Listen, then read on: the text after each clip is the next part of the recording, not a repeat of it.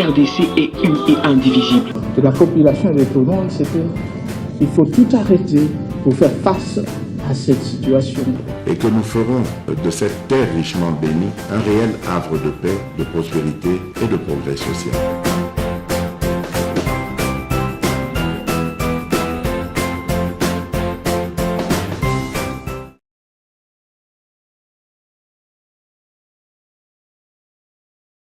De l'État. Affaire AFC. On va revenir sous les propos de Augustin Kabouya et de Fridolin Mbongo.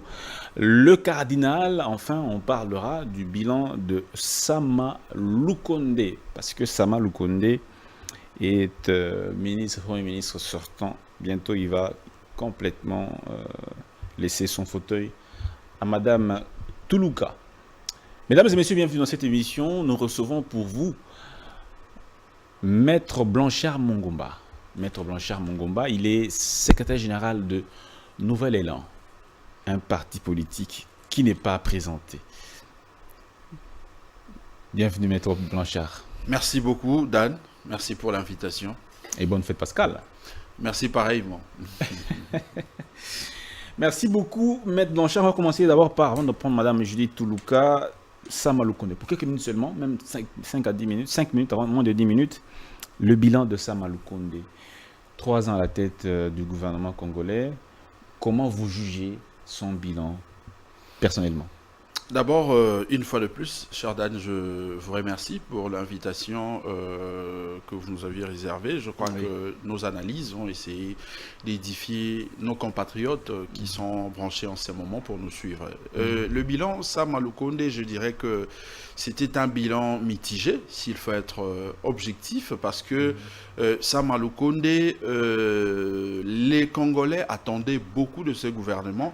Il s'est fait que le gouvernement, l'équipe Sama n'a pas tout donné par rapport aux attentes de notre peuple. Ce qui me fait dire que son bilan, en tout cas, est effectivement mitigé. Bon, c'est vrai que il peut, si on lui posait à lui-même la question, il peut avancer plusieurs raisons dont, personnellement, je n'en disconviens peut-être pas, mais je dirais que s'il faut aller dans le sens de votre question, le bilan est mitigé parce que le social n'a pas vraiment bougé. On a vu que il y avait d'une part le budget qui augmentait, les recettes étaient mobilisées jusqu'à atteindre un budget de plus ou moins 10 milliards de dollars, mais le Congolais attendait à ce qu'il y ait amélioration dans l'assiette, en tout cas de Congolais, de nos compatriotes, mais malheureusement ça n'a pas donné. D'une part, on verra que il y a eu la situation de l'Est, il y a eu les élections et tout ce que nous pouvons avancer, c'est qui a donné cette recette qui n'a pas peut-être permis à ces gouvernements, l'équipe Sama Lukonde, de donner le meilleur de lui-même. Mais nous pensons qu'il est grand temps. Il est grand temps que la nouvelle équipe puisse se ressaisir de manière à répondre aux attentes de notre population. On se souvient que Adolphe Muzito aura été celui qui avait atteint les points d'achèvement avec comme avantage l'effacement, l'annulation de la dette publique intérieure et extérieure. Aujourd'hui, selon les chiffres avancés par la DGDP, Direction Générale de la Dette Publique, au 4e trimestre 2023, l'encours de la dette publique de la RDC s'élève à 10 milliards, dont 6 milliards de dette extérieure. Pour vous, c'est un retour en arrière? Non, je ne dirais pas que c'est un retour en arrière. Aujourd'hui, il faut voir, parce que lorsqu'on parle de la dette, il faut voir la capacité de notre pays à créer la richesse, c'est-à-dire il faut voir le niveau du PIB et voir la pression fiscale, combien nous retirons dans ces produits intérieurs bruts pour essayer d'estimer la valeur de la dette publique, si effectivement cette dette répond à quel pourcentage par rapport à la richesse que nous créons dans notre pays. Moi, je me dis que l'endettement n'est pas un péché. L'endettement doit être plutôt considéré comme un atout que les États, que les gouvernements doivent s'en servir pour créer davantage de richesses. Et le vrai problème, c'est que lorsque on s'endette et que l'on n'utilise pas, en tout cas, cet argent de l'emprunt à des objectifs bien précis, c'est ce qui crée peut-être de soucis. Mais d'emblée, je peux dire que l'endettement n'est pas un péché, n'est pas un problème. Question, justement, comme je l'ai dit, de voir c'est que ça crée en termes d'investissement pour voir en quelle période nous pouvons récolter. Vous avez l'impression que cet endettement a pu être utilisé de façon efficiente pendant les 3 années de Sama Lukonde? Je n'ai pas toutes les données. Je n'ai pas toutes les données pour être vrai et sincère, ce qui me fait dire que je ne sais pas exactement à quoi ça servit, mais comme je l'ai dit, par principe, lorsque le gouvernement Muzito s'était employé à faire annuler la dette extérieure publique, c'est-à-dire nous avions atteint le point d'achèvement, l'objectif était de nous mettre à nouveau dans une condition telle que nous pouvions facilement prendre une nouvelle dette, laquelle dette pouvait nous aider à investir dans les secteurs qui pouvaient créer de la richesse. Parce que vous allez vous souvenir que la dette extérieure publique que nous avions à l'époque de 14 milliards n'était pas un montant qui était décaissé par les institutions de Bretton Woods à la disposition, pour le mettre à la disposition du Zaïre à l'époque.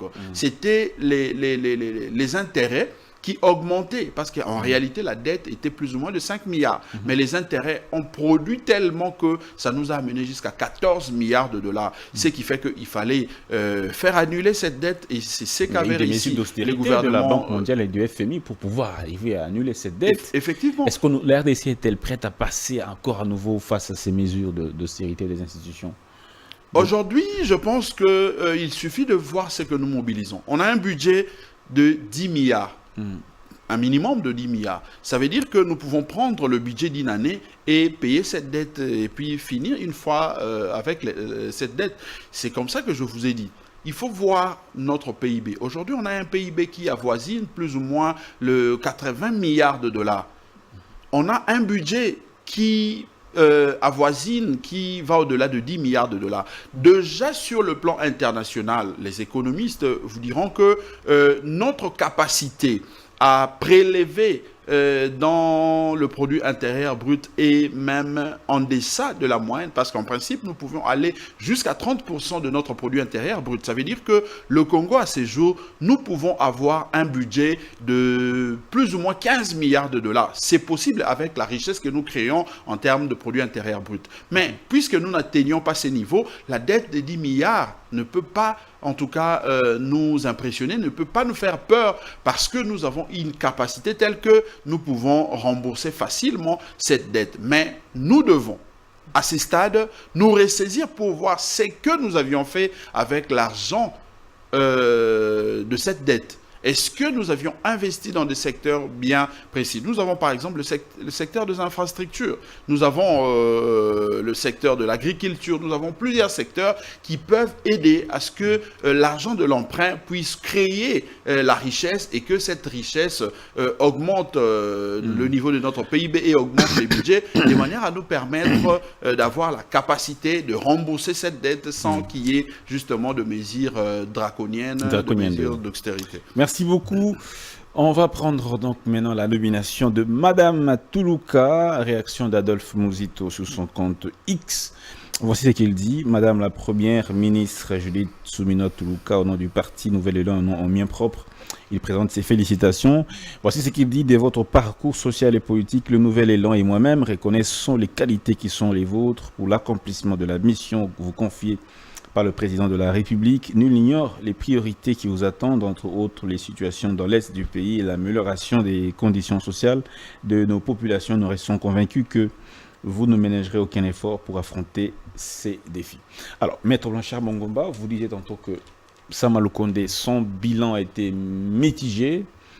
Aujourd'hui, qu'est-ce qui pourra permettre à la Première ministre de ne pas avoir un bilan également mitigé comme Sama Lukonde, de pouvoir se démarquer?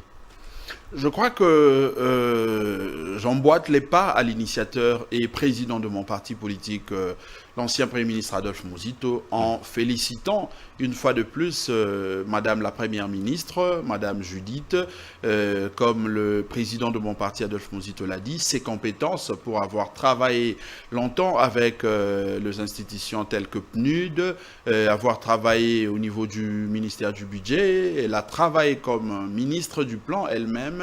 Je crois qu'elle a des atouts nécessaires pour pouvoir coordonner cette équipe gouvernementale de manière à nous permettre d'atteindre les objectifs que nous allons nous assigner dans le cadre de ces gouvernements. Mais déjà, comme l'a une fois de plus dit l'ancien Premier ministre Adolphe Muzito, nous avons plusieurs questions, plusieurs attentes, plusieurs priorités. Mais je crois que, comme vous venez de le dire, pour ne pas tomber justement dans ces doutes ou dans ces bilans mitigés.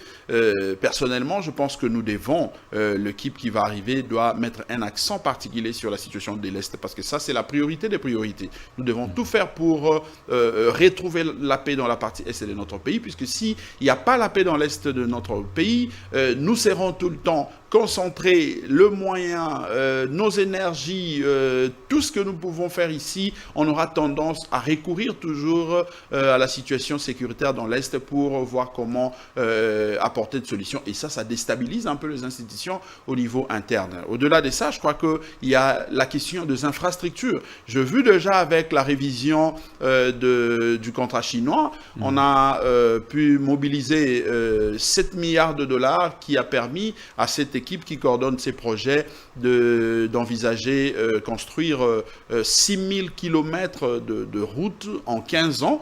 Bon, c'est vrai qu'il y a à dire quand même par rapport à ces projets, mais c'est déjà quelque chose, puisque si nous travaillons sur le plan des infrastructures, les routes et consorts, ça peut permettre à ce que nous puissions toucher un autre secteur, le secteur de l'agriculture. Parce que moi, je me dis aujourd'hui, si nous équilibrons en termes de production, nous mettons le moyen dans le secteur de l'agriculture, nous quittons le 3% du budget et autres pour permettre à ces secteurs d'agriculture d'avoir un budget quand même conséquent, pourquoi pas 10%, ça pourrait permettre à ce que nous puissions déjà gérer les devises que nous sortons chaque fois pour aller acheter le bien que nous consommons à l'extérieur du pays. Nous devons le produire nous-mêmes ici, nous allons faire des économies et ça pourrait faire avancer les choses. Si nous touchons aussi les secteurs de la justice, je prends les infrastructures, l'agriculture, la justice, ça peut justement aider à ce que nous puissions faire avancer les choses. Puisque la justice permettra à ce que nous puissions contrôler. Nous puissions, vous voyez un peu le travail que fait l'IGF aujourd'hui. Vous savez, avec l'avènement de l'IGF, Jules Alinguetti, il faut saluer, ça a permis à ce que nous puissions gérer le recette qui est une gouvernance, en tout cas normale, une gouvernance bien calculée, qu'il n'y ait pas trop de fuite des capitaux, qu'il n'y ait pas trop de détournement. Je crois, si nous travaillons sur ces secteurs, malheureusement la justice n'a pas vraiment accompagné, mais si nous appuyons, en tout cas dans ces secteurs-là, ça peut permettre à ce que nous puissions retrouver quand même ce que le peuple attend de cette équipe, de ces gouvernements, c'est-à-dire l'amélioration des soins sociaux, et ça va faire avancer l'économie. La question, c'est qui a, si je comprends bien, c'est qui a fait que le gouvernement Sam ne puisse pas vraiment être ce gouvernement qui s'était démarqué, c'est le fait que la partie Est a été vraiment le théâtre des conflits pendant toutes ces années, et l'argent de l'État mobilisé en interne et même à l'extérieur a essentiellement contribué à ce que la guerre soit toujours maintenue. Mais aujourd'hui, le contexte est le même. Qu'est-ce qui prouve que Madame Toulouka pourra se démarquer? C'est vrai, avec les fonds les recollectés en interne, il y a des priorités, il y a des besoins. Vous dites la priorité des priorités, c'est la partie Est. Comment peut-elle, à ce niveau, se démarquer elle-même? C'est comme je l'ai dit, déjà comme ministre du Plan, elle a la maîtrise des dossiers. pour avoir travaillé avec les PNID, elle a cette capacité de faire la synthèse. Et la synthèse ici, je l'entends par rapport aux différents programmes, différentes propositions, parce que vous allez vous souvenir que mon parti politique et son leader, Adolphe Mouzito, nous avions fait des propositions telles qu'il fallait mettre le moyen à la disposition de nos FARDC pour nous permettre justement de contenir, de maîtriser toutes ces forces négatives. Mais nous avions comme l'impression qu'on n'a pas été entendu de cette oreille-là. Mais nous osons croire que avec l'avènement de Madame la Première ministre, et surtout... Vous n'avez pas été entendu dans le soutien financier aux forces armées. Donc c'est aussi l'une des raisons qui empêche à ce que cette guerre persiste. Oui, je crois que au finish, le gouvernement Sama avait compris en dernière minute pour renforcer ses budgets, mais ça n'a pas vraiment été suivi à la lettre. Nous osons croire, comme je l'ai dit, avec l'avènement de la Première ministre, parce qu'il faut se souvenir qu'Adolphe Mouzito avait dit que le candidat à l'époque de la campagne électorale qui va gagner, qui va remporter les élections, lui et son parti politique se mettra à sa disposition pour apporter, en tout cas, les idées, apporter une partie de son programme de manière à faire avancer les choses. Et nous sommes là, on est disposés à apporter ce qui est de meilleur dans notre programme pour que nous puissions faire bouger les choses, tant sur le plan de la sécurisation de notre pays, dans la partie Est, mais également sur le plan économique, sur le plan des infrastructures. On est prêt. Oui, vous êtes prêt. Aujourd'hui, Adolphe Mouzito, même vous-même, Nouvel Élan, vous pouvez occuper des fonctions ministérielles. Vous êtes prêt, vous vous sentirez à l'aise dans quelle fonction ministérielle? Non, ça, je ne peux pas répondre dans ce sens-là. Ça donnerait l'impression que nous étions en train de faire les yeux doux à Madame la Première ministre. Mais le plus important, c'est que nous avons nos idées. Nous avons des propositions en termes de réforme, en termes justement de réforme, des idées innovatrices pour faire avancer tel ou tel autre secteur. Je parlais de la sécurisation, la partie est de notre pays. Nous avions donné des idées telles qu'il fallait faire la guerre. Il fallait mettre à la disposition de nos FARDC plus ou moins $1 milliard et surtout prendre des dispositions pour gérer, ne pas laisser l'argent. Oui, la loi de 2000, je crois, la loi de finances avait prévu cela, mais c'est comme si ça n'a pas été exécuté. Ça, je ne sais pas trop, nous allons vérifier. Mais nous voulons que, après avoir mis cette enveloppe à la disposition de la défense des FARDC, il faut également surveiller, il faut également suivre pour qu'il n'y ait pas de détournement. Parce que ça ne sert à rien de disponibiliser une enveloppe, mais laquelle enveloppe ne sert pas aux hommes de terrain. Parce qu'ils doivent avoir de primes, ils doivent avoir leur salaire régulièrement, ils doivent avoir de munitions. Nous devons mettre l'argent pour prendre en charge ces trois rubriques-là, de manière à motiver nos troupes au front. Mais nous devons également travailler sur la mobilisation de recettes. Je l'ai dit, si nous mobilisons réellement nos recettes ici et que nous appliquons le principe selon que nous devons prélever une pression fiscale de plus ou moins 30%, il est possible que nous puissions, dès ces premiers mandats, la première année, nous puissions avoir mobilisé un budget de 15 milliards, minimum de 15 milliards de dollars. Et si nous avons un budget de 15 milliards de dollars, comme l'a dit si bien le programme d'Adolphe Mouzito, nous pouvons prendre en charge en tout cas, la masse salariale. Nous pouvons prévoir une enveloppe de 5 milliards pour le salaire, la rémunération de fonctionnaires. Nous pouvons avoir plus ou moins 5 milliards pour les fonctionnements des institutions de manière générale, mais également nous pouvons disponibiliser 5 milliards pour l'investissement. En ces moments-là, nous pouvons déjà décoller et espérer dans l'année qui viendra mobiliser plus de recettes et prélever encore un peu plus que ce que nous allons prélever en cette première année pour faire avancer l'économie et faire avancer la République. Le cardinal Funelin Bango dit ceci, je cite, « Je crains que le gouvernement entrant soit aussi éléphantex que le précédent. Le problème au Congo, c'est que 70% du budget est utilisé uniquement pour l'entretien de la classe politique et 30% qui restent pour les 80 millions de Congolais. » Est-ce qu'il a tort? Est-ce qu'il a tort? Je ne pense pas comme lui. Mais moi, je pense que la vraie question que nous devons nous poser, c'est de savoir quel est le besoin de ces institutions. Parce que lorsqu'on dit que les institutions consomment plus, c'est vrai, mais le vrai besoin de ces institutions représente quelle hauteur? Si nous répondons à cette question, nous allons poser une autre question de savoir quel est le vrai besoin du grand nombre, c'est-à-dire les fonctionnaires. Quelle est la hauteur du budget qui répondra à leur attente ou à leur demande? En ces moments-là, nous allons travailler dans la mobilisation de recettes. Combien faudra-t-il mobiliser pour nous permettre de rencontrer le besoin ou l'enveloppe qui va répondre à la masse salariale de fonctionnaires? Quelle est la mobilisation que nous devons faire pour nous permettre de répondre aux besoins des institutions au niveau... Ce n'est pas encore le cas aujourd'hui. Ces études n'ont jamais été faites pour savoir quels sont les besoins réels de nos institutions pour les permettre d'être efficaces. Non, ce travail n'a jamais été fait. Ça a été fait, mais le problème, c'est que nous pouvons aller un peu à la hauteur. C'est-à-dire, si nous mobilisons plus, comme je l'ai dit, et que nous augmentons le budget, nous pouvons laisser les besoins, voir les besoins des institutions. Si effectivement c'est 70% de 10 milliards, c'est-à-dire 7 milliards, nous pouvons voir comment remonter aussi les besoins du plus grand nombre, c'est-à-dire le fonctionnaire. Parce que si aujourd'hui les fonctionnaires peuvent toucher, je dirais, $150 en francs congolais, il est possible que nous puissions doubler les salaires de nos fonctionnaires et atteindre les 70% que dépensent les institutions. Ce qui fera que si les 70% représentaient 7 milliards, il est possible que nous puissions augmenter aussi le budget du plus grand nombre à 7 milliards, ce qui fera une enveloppe de plus ou moins 15 milliards. Maintenant, si nous voulons aller en termes d'investissement, nous pouvons atteindre le 20 milliards.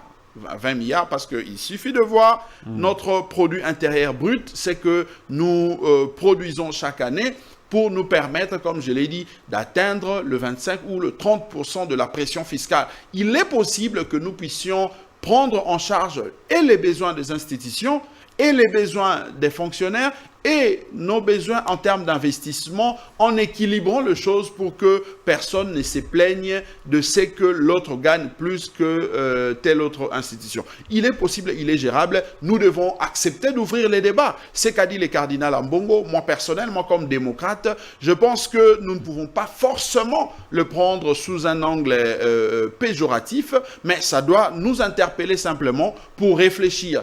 Qu'est-ce qu'il est possible, qu'est-ce qui est faisable pour que nous puissions améliorer si il est vrai que ce qu'il dit est réel. Mais ce qu'il dit, si ce n'est pas réel, eh bien, nous pouvons minimiser, mais tirer des leçons de manière à ce que le gouvernement qui viendra avec Madame la Première ministre Judith, nous puissions renforcer, en tout cas, nos fonctionnaires de manière à leur donner un salaire décent pour leur permettre aussi de travailler, de mobiliser des recettes de manière à nous permettre d'atteindre un niveau tel que nous pouvons avoir un budget de 20 milliards pour créer la possibilité de l'investissement, créer la possibilité de supporter les fonctionnaires et pourquoi pas créer d'autres projets.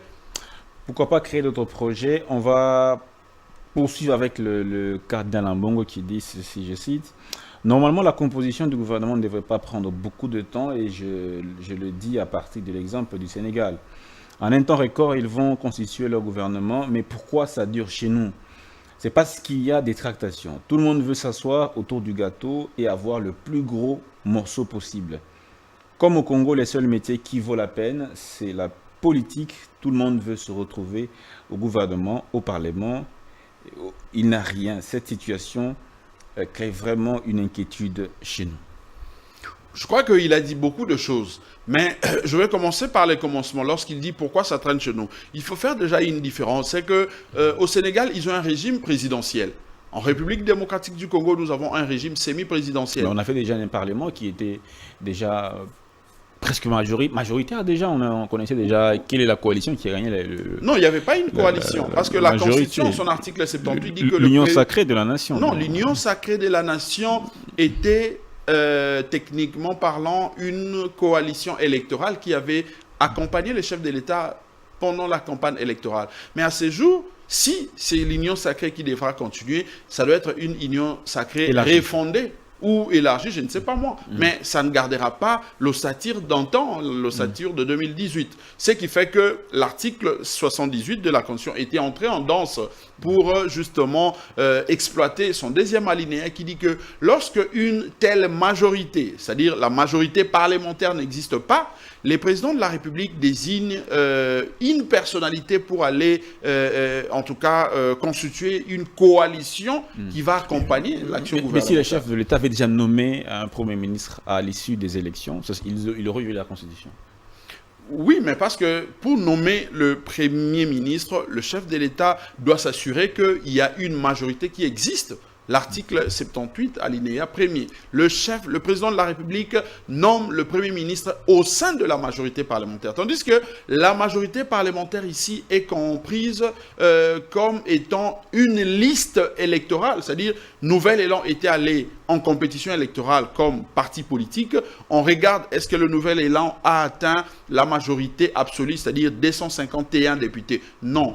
Un regroupement politique, est-ce qu'il y a un regroupement politique qui a atteint la majorité des 251? Non. Si une telle majorité n'existe pas, la Constitution, son article 78, dans son deuxième alinéa, dit que le président de la République désigne une personnalité pour aller dégager la coalition qui va accompagner le gouvernement. Donc, au Sénégal, si ça n'a pas traîné, c'est entre autres parce qu'ils sont dans un régime présidentiel et que par conséquent, dans un régime présidentiel, le président de la République n'a pas de frein, n'a pas de main liée pour désigner son Premier ministre. Il le choisit à titre individuel, tandis qu'ici, chez nous, le Premier ministre doit être investi par la majorité parlementaire. La majorité parlementaire doit entériner son programme. Donc, c'est ça, justement, la nuance à faire. Mais maintenant, lorsqu'il parle du partage de gâteaux, tout ça, déjà, le partage de gâteaux, les termes utilisés, ce n'est pas vraiment un terme approprié. Il faut que nous puissions avoir un peu de retenue par rapport à notre peuple, puisqu'il ne faut pas donner l'impression que être aux institutions, c'est un privilège où tout le monde, où il faut aller se partager le gâteau. Non, il faut montrer à notre peuple que c'est un fardeau. Être au gouvernement, c'est une lourde responsabilité et que chacun de nous doit l'intérioriser dans ce sens-là, de manière à ce que nous puissions donner le meilleur de nous-mêmes. Donc, par rapport à ça, je pense qu'il est aussi normal que lorsqu'on n'a pas une majorité bien déterminée, mais c'est une majorité de coalition qui va se mettre en place, il faut que chaque groupe, chaque parti politique, regroupement vienne avec ses prétentions, vienne avec ses idées, qu'il y ait un débat jusqu'à ce que nous puissions nous mettre d'accord. Mais je suis en partie d'accord lorsque il faut rationaliser les choses. Il est possible que nous puissions écourter un peu le délai pour que nous puissions aller de l'avant. Je crois que l'informateur, le secrétaire général de l'IDPS, M. Augustin Kabouya, a fait un travail remarquable qu'il faut saluer. Mais maintenant, c'est au tour de la première ministre de faire avancer aussi les choses en compressant un peu les temps de manière à ce que nous puissions avoir le gouvernement, en tout cas dans les jours qui suivent. Mais il y a un goulot d'étranglement, je crois que c'est au niveau du Parlement, parce que tant qu'on n'aura pas un bureau définitif, ça sera difficile parce que le bureau provisoire de l'Assemblée nationale n'a pas pour compétence d'investir un gouvernement. Ses missions sont bien définies, sont bien déterminées par la Constitution et son règlement intérieur. Donc, nous interpellons justement le bureau d'âge au niveau de l'Assemblée nationale de faire diligence pour nous présenter un calendrier, lequel va permettre à ce que nous puissions avoir un bureau définitif. Et c'est ce bureau définitif qui va justement nous permettre d'avoir l'investiture du gouvernement pour faire avancer les choses. Merci beaucoup. Avant d'avancer, de prendre la thématique sur l'Alliance Fleuve Congo et les propos d'Augustin Kabouya et même ceux de Fridolin Mbongo, le cardinal. Restons toujours sur cette question politique. Nouvel Élan était avec Martin Fayoulou en 2018. Ils ont revendiqué leur victoire qui aurait été volée par Félix Tshisekedi aujourd'hui. Est-ce que Nouvel Élan est avec Félix Tshisekedi? Bon, je crois qu'il faut faire déjà la part de choses. En 2018, le Nouvel Élan était dans une résistance parce que en 2018, le Nouvel Élan a estimé que les élections ne s'étaient pas organisées telles que nous les voulions et que par conséquent le résultat ne reflétait pas justement ce qu'était le vainqueur. En tout cas, c'est comme je l'ai dit, pour nous, les élections de 2018 ne s'étaient pas bien organisées. La suite, vous le savez, ça ne sert à rien de perdre le temps là-dessus. Mais maintenant, en 2023,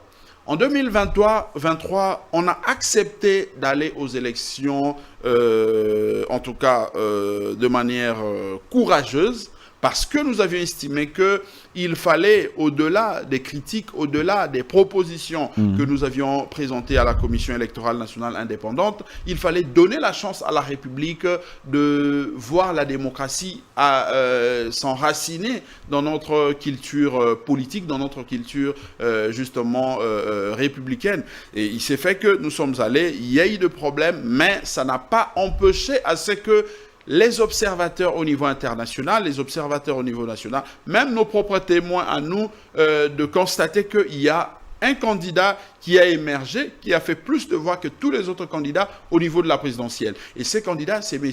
Antoine Félix Tshisekedi Tshilombo. Ça n'a pas empêché à Adolphe Muzito, qui lui-même était aussi candidat, de reconnaître sa victoire et de les saluer, de les féliciter. C'était ça, justement... Vos collègues de l'opposition, vos compères de l'opposition, on ne sait pas aujourd'hui si vous êtes au pouvoir ou pas, vous êtes dans la coalition majoritaire ou pas. On va le savoir bientôt, mais vos compères de l'opposition disent que ces élections sont dans la violation même de la loi électorale qui dit que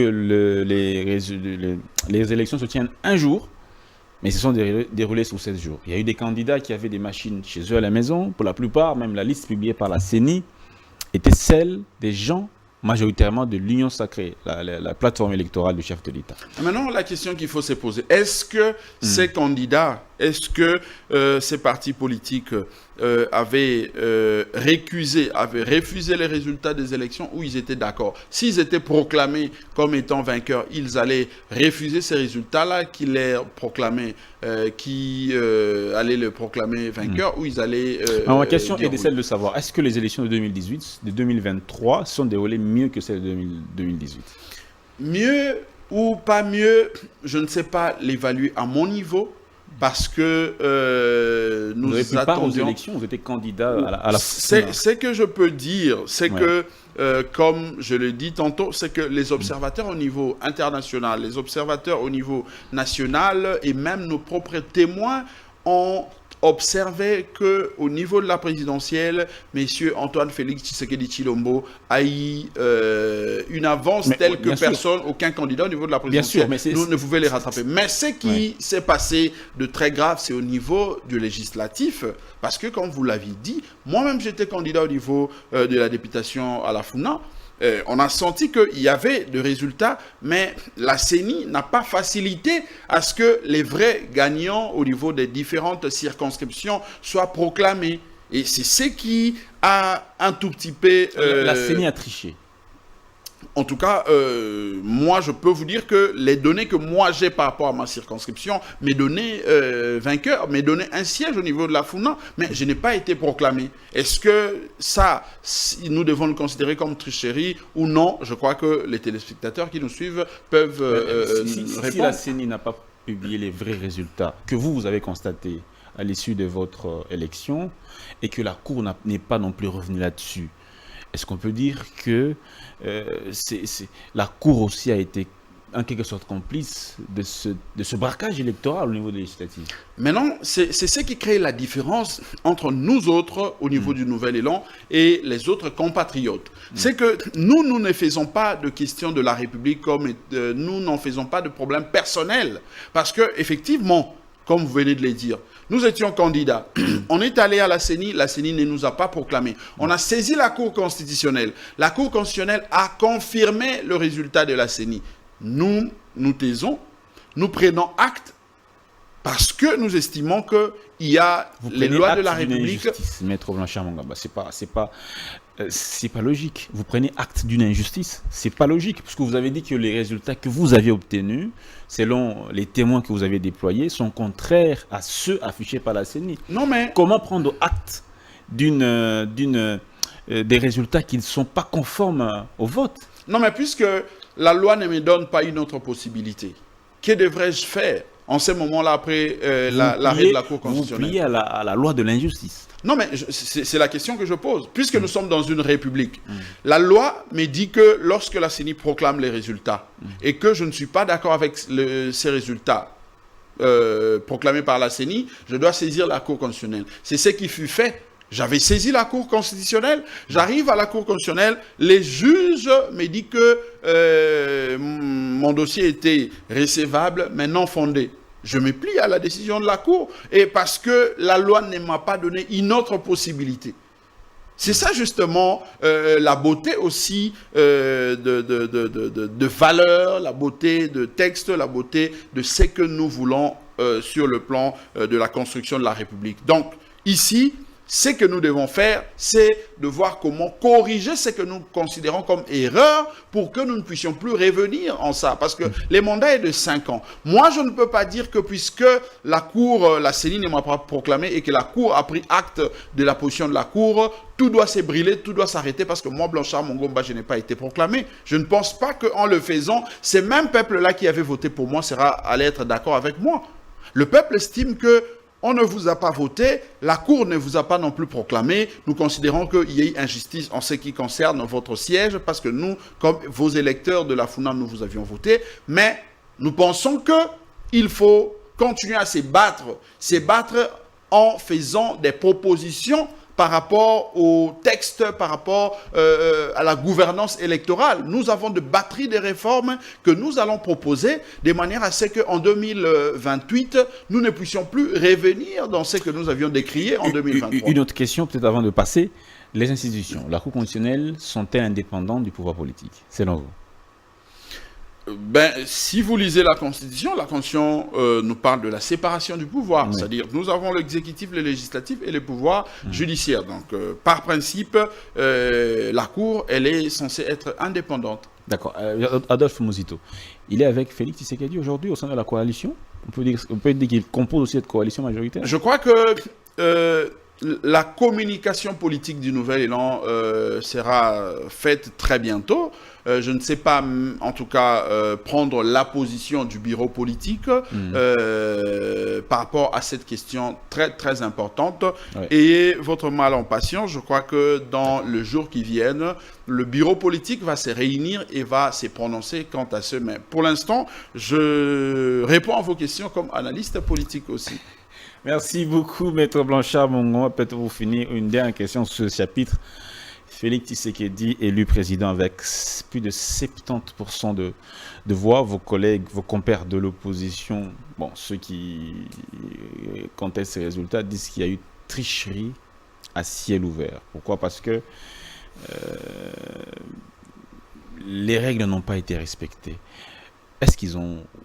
En lisant par exemple l'article de la loi électorale qui demande que les élections se tiennent un jour, on est allé à 7 jours, par exemple. Bon, il y a des nuances près, chacun partage son point de vue. Est-ce qu'à ce sujet-là, on peut dire qu'aux législatives, il y a eu tricherie, mais à la présidentielle, il n'y a pas eu tricherie, pendant que les élections sont des élections combinées, en même temps législatives, provinciales, municipales et présidentielles à la fois. Comment les mêmes bulletins de vote pour la présidentielle est-elle vraie, mais pour les législatives, elle est fausse? Comment vous expliquez ça? Non, Dan, moi je pense que maintenant nous devons avancer. Nous devons avancer, nous devons voir ce qui est prioritaire dans notre pays. Parce que nous pouvons nous éterniser autour de cette question, qui avait tort, qui avait raison, tout ça. Ça ne va pas changer les cours de choses. Aujourd'hui, il est vrai que M. Antoine Félix Tshisekedi Tshilombo est là comme président de la République. Il a prêté serment. Il a nommé l'informateur. L'informateur a fait son travail. Il venait de nommer la première ministre. Eh bien, accélérons, faisons à ce que les choses aillent de l'avant pour que nous puissions avoir une équipe gouvernementale qui qui va prendre les choses à bras-le-corps pour tant soit peu finir la question de l'Est, gérer l'économie, faire avancer notre pays. Les questions liées à l'organisation des élections, je pense que nous devons aller un peu au-delà, parce que regardez les partis qui semblaient aller dans cette guerre-là, tous ont des députés. Aujourd'hui, Ensemble pour la République a les députés au niveau de l'Assemblée nationale. Ils continuent à siéger. Je ne sais pas moi. Donc, vous verrez que la République a besoin de ces contradictions. Il n'y aura rien de parfait dans ces mondes, ce qui justement justifie les débats, les contradictions. Mais le plus important, c'est de trouver la synthèse pour l'intérêt de notre peuple. Et ici, la synthèse, moi, je pense que c'est ce que tout le monde avait observé, c'est qu'il y a un président de la République qui a remporté les élections. Nous devons nous mobiliser pour apporter notre contribution, pour lui apporter nos propositions de manière à faire avancer les choses. Il a besoin de réussir, parce que si aujourd'hui il échoue, il ne réussit pas, ça ne sera pas sa seule responsabilité, mais tout le peuple, nous allons en pâtir. Parce que regardez aujourd'hui, nous pleurons parce que nous n'avons pas de route au niveau national. Nous n'avons pas de route de desserte agricole. Mais ce n'est pas M. Antoine Félix Tshisekedi seul qui souffre de cette situation-là. Même le frère, les sœurs des opposants souffrent de cette situation. Mais si aujourd'hui le gouvernement Judith arrivait à nous construire des routes là, je crois que ça va bénéficier et aux opposants et à la majorité. Donc ici, moi, je pense que nous devons avancer, nous focaliser sur l'essentiel. Et l'essentiel ici, c'est la sécurité de notre pays dans la partie Est. Surtout que je m'attendais à ce que nous puissions parler de cette question de Corneille Nangaa, mais j'ai comme l'impression que... Justement, on est en train de... Oui, parce que c'est énervant. Les propos d'Augustin Kabouya qui dit que Joseph Kabila est derrière. Attendez, je vais lire exactement ce que Corneille Kabouya a dit. Retenez ça, les gens qui bloquent notre avancement, c'est toujours Kabila et sa famille politique.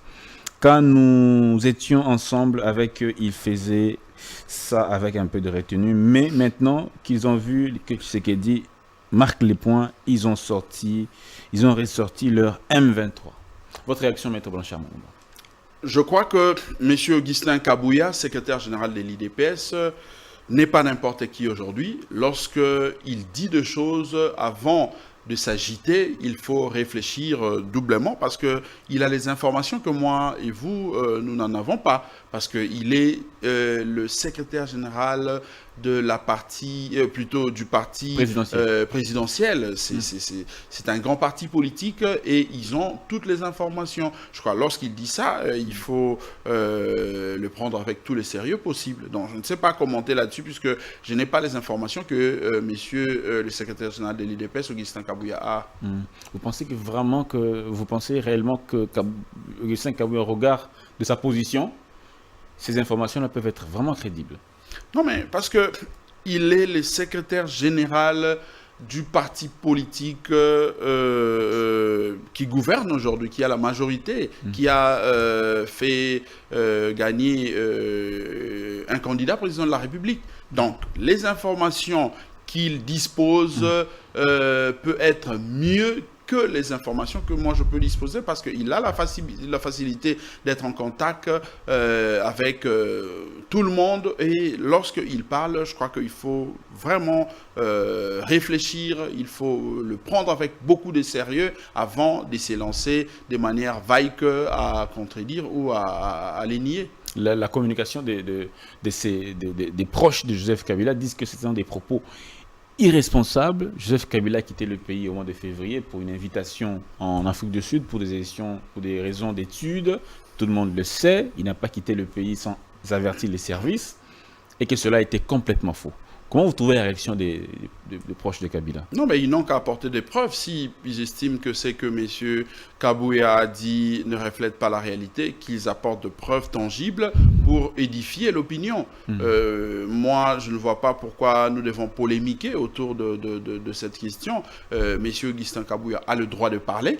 Et surtout, comme je l'ai dit, c'est une personnalité aujourd'hui qui dispose plusieurs informations. Si vous estimez que les informations que vous avez sont contraires avec des preuves tangibles que vous pouvez disposer, autant mieux les présenter à l'opinion, comme ça l'opinion va trancher, l'opinion va juger. Comment expliquer que ces jeunes qui quittent la capitale, d'autres avec une famille bien reconnue, une adresse précise, des gens qu'on a connus, des gens qu'on reçoit sur nos plateaux, les gens avec qui vous avez débattu même parfois sur les plateaux de télévision.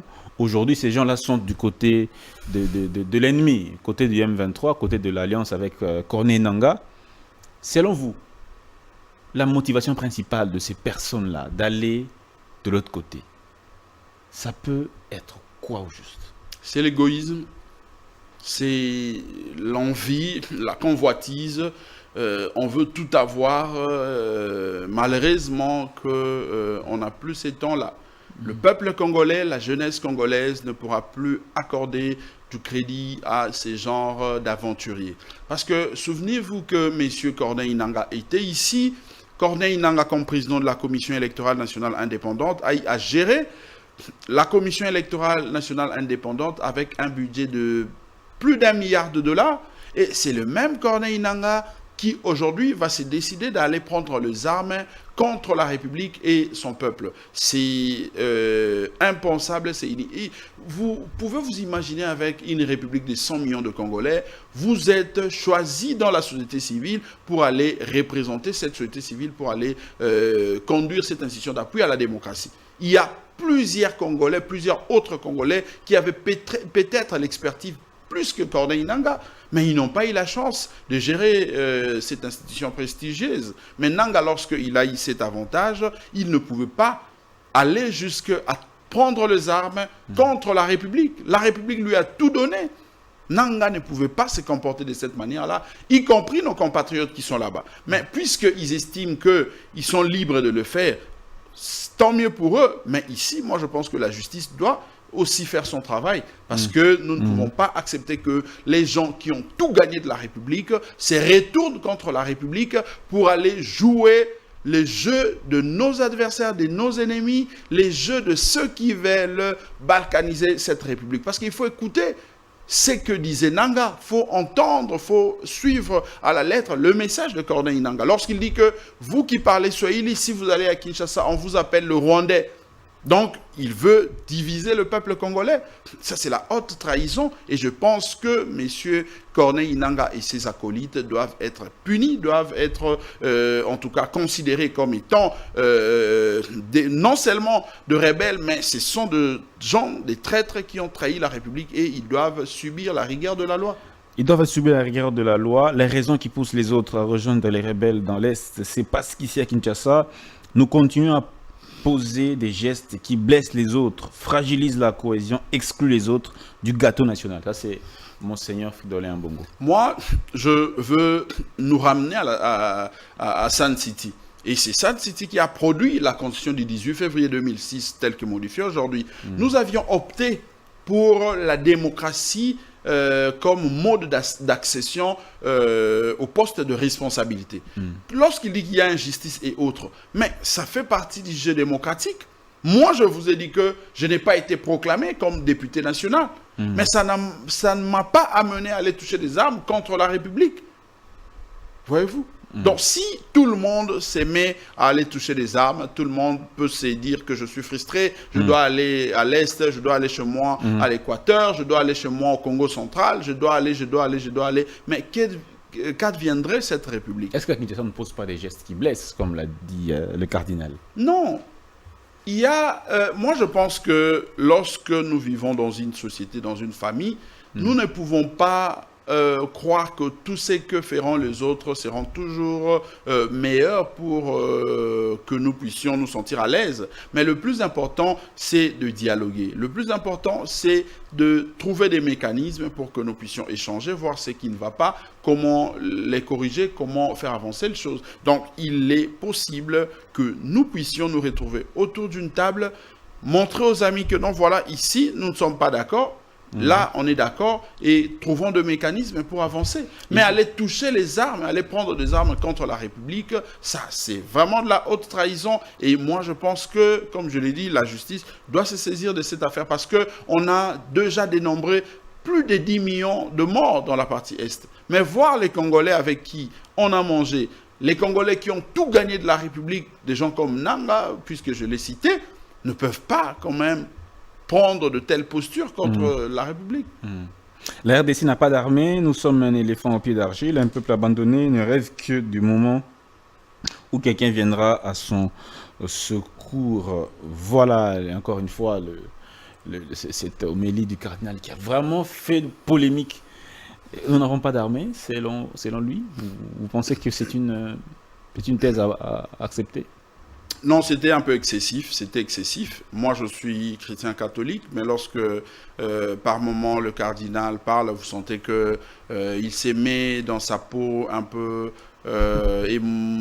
émotive. C'est normal, deux fois, mais je pense que c'est de trop que de dire que nous n'avions pas une armée. Parce que si vous voyez la classification de différentes armées au niveau africain, on est très bien placé, on est très bien positionné. On ne peut pas dire que nous n'avons pas une armée. Le problème, c'est peut-être, comme nous l'avions dit, il faut mettre un peu plus le moyen à la disposition de cette armée pour le rendre encore plus efficace. Mais dire que nous n'avions pas d'armée, c'est trop grave quand même de la part de notre cardinal. Donc ici, nous devons encourager, nous devons soutenir le gouvernement de la République, nous devons soutenir les initiatives qui vont dans le sens de renforcer la cohésion dans notre pays, qui renforcent justement la capacité dissuasive de notre armée pour que nous puissions retrouver la paix, la quiétude dans la partie Est. Mais moi, j'ai comme l'impression qu'il y a de nos compatriotes, de ceux qui se sentent très à l'aise, qui se réjouissent lorsque nous perdons nos compatriotes dans la partie Est. C'est quand même grave. Nous devons nous sentir, en tout cas,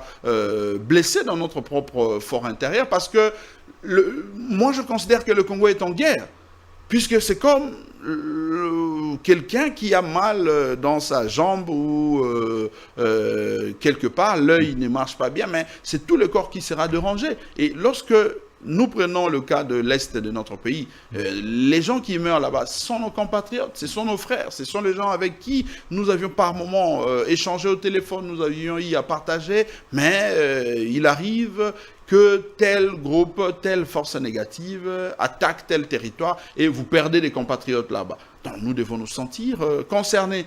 Nous ne pouvons pas prendre cette question à la légère. Maître Blanchard Mongomba, on est en train de finir.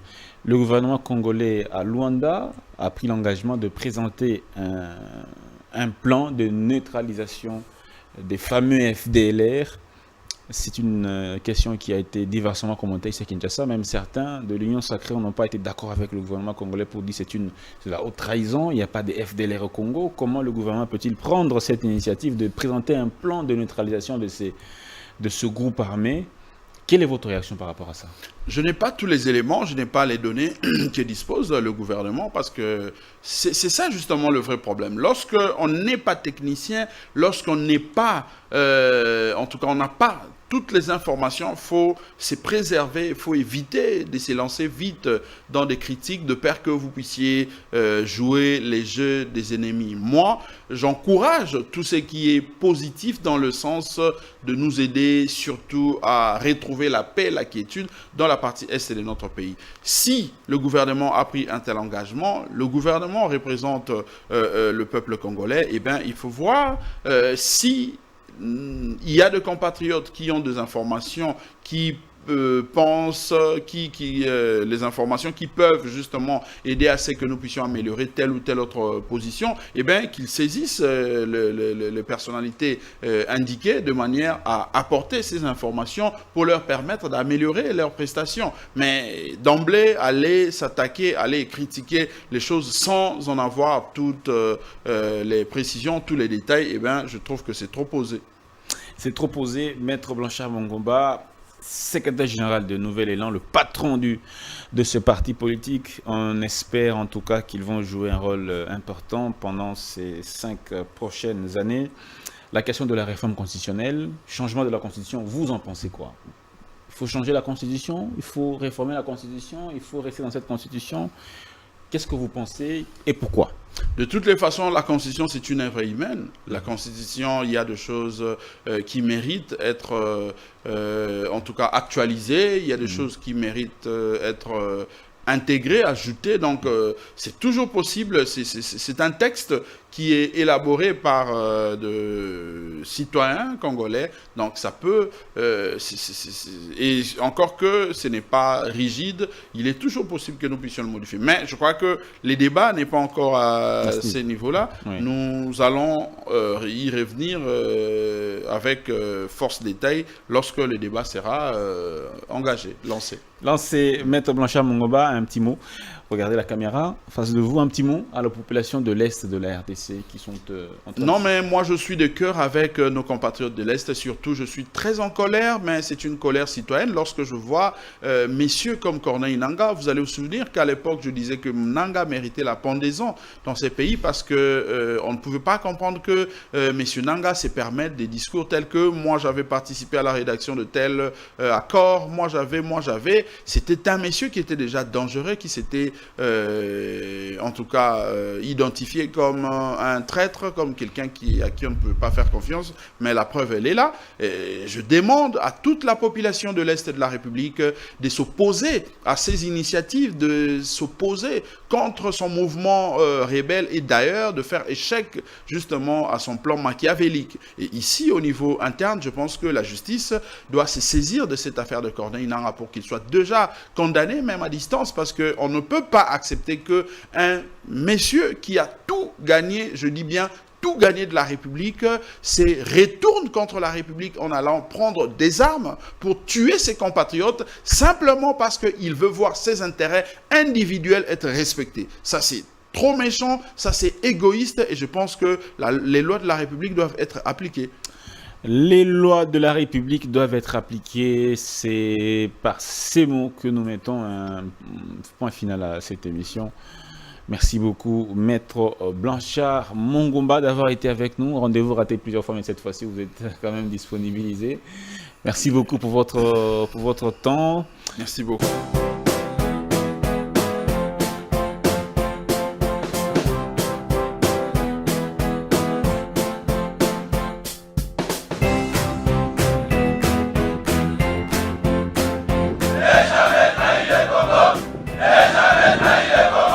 La RDC est une et indivisible. De la population et de tout le monde, c'est qu'il faut tout arrêter pour faire face à cette situation. Et que nous ferons de cette terre richement bénie un réel havre de paix, de prospérité et de progrès social.